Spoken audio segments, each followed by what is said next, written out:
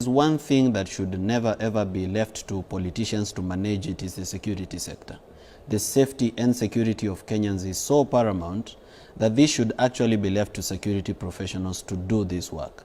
But which professions are we talking about?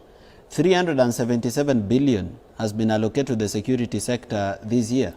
110 billion was allocated to the National Police Service, and about 46 billion was allocated to the National Intelligence Service. So 110 billion plus 46 billion to NIS and to the National Police Service, and yet we have an Inspector General denying that they do not know where these young people were or have been or who is abducting them. The thought or even the sense with which politicians, state officials being paid by taxes, saying that Gachagua was the one abducting these people is total nonsense. It's something. It's not even something that should be tolerated. It's not even wise enough to say it to a fool. He does not have the capacity to abduct any other person. So the state should know at the bare minimum who is abducting these people if it is not themselves. Now here is where the worry comes in. There's a squad abducting people in a free country with a constitution, and those people are not under the command of the Inspector General. How does it even happen? How is it even permitted to fly? We have a National Security Council. We have an Inspector General who is independent under the Constitution. We have a Directorate of Criminal Investigation which is distinct. And then we have people dying. We have femicide. We have young people turning up dead with organs missing. We have people turning up in morgues. We have trigger-happy police people.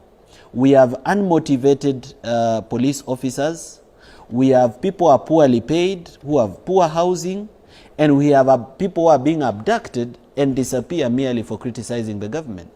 If indeed they made a mistake, and that mistake is actually recognized as a crime under the law, why not arrest them, present them before a court of law, charge them with an offense, and let them be found guilty? We are not grateful. I saw some people saying yesterday that we are grateful that they've been released. Personally, I'm not grateful. I'm not grateful that there are young people in this country that disappeared 15 days or 16 days ago, did not enjoy their Christmas with their families or their New Year with their families, and then suddenly they turn up from nowhere, and the police are not able to give us an explanation, as they've never been able to give us an explanation about anything. To this date, we don't have a solution on the Kware murders, on the people that were found in sacks, chopped into pieces and dead in Kware. Yeah? We have a suspect that escaped through the help of the police.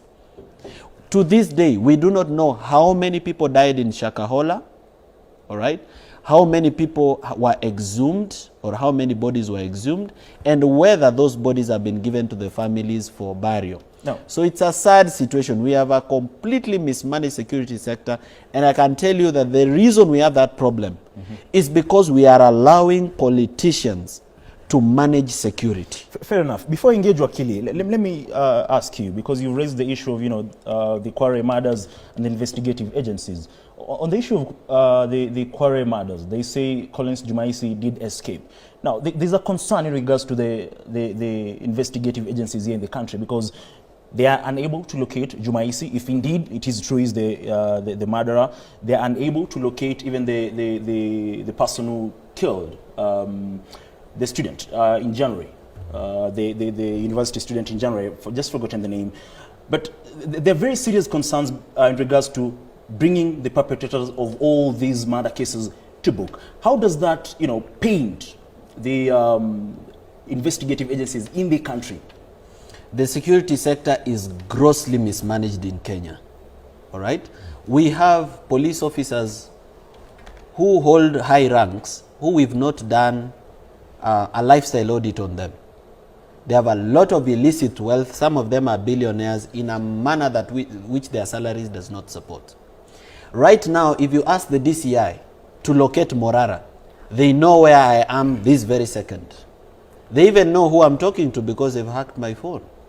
But they are not able to locate a killer, a person who has taken away the precious life of a person who has parents, who has a family that cares about them, whereas life is precious. then how safe are we? We have a National Intelligence Service, and let me just tell you this for your knowledge.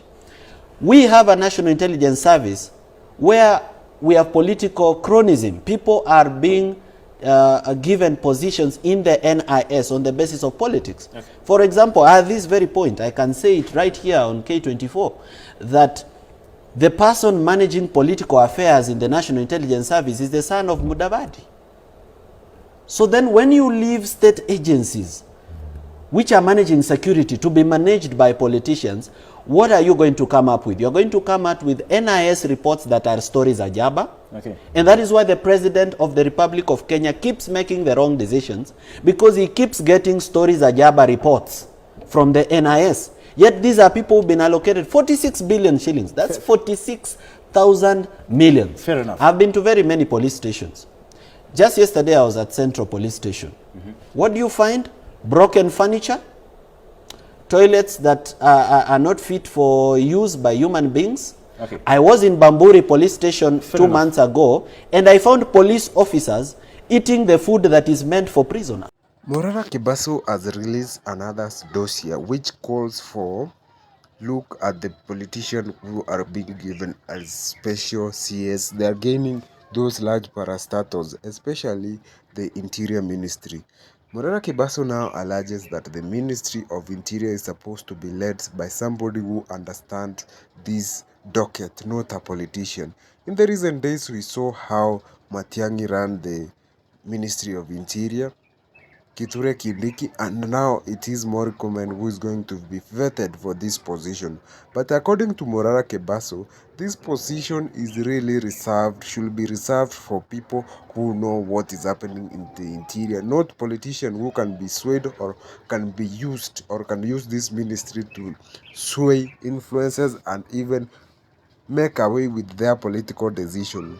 We have seen also the Ministry of Health, where people want the Ministry of Health to be reserved for doctors because those are the people who understand the ministry better.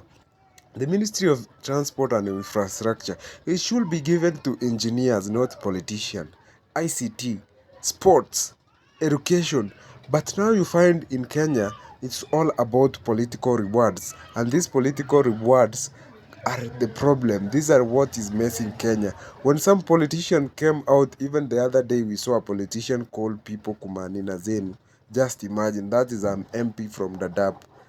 There is a lot of questions which we need to look up. There is a lot of things which we need to look as Kenyans so that we can save ourselves from this vice of our society.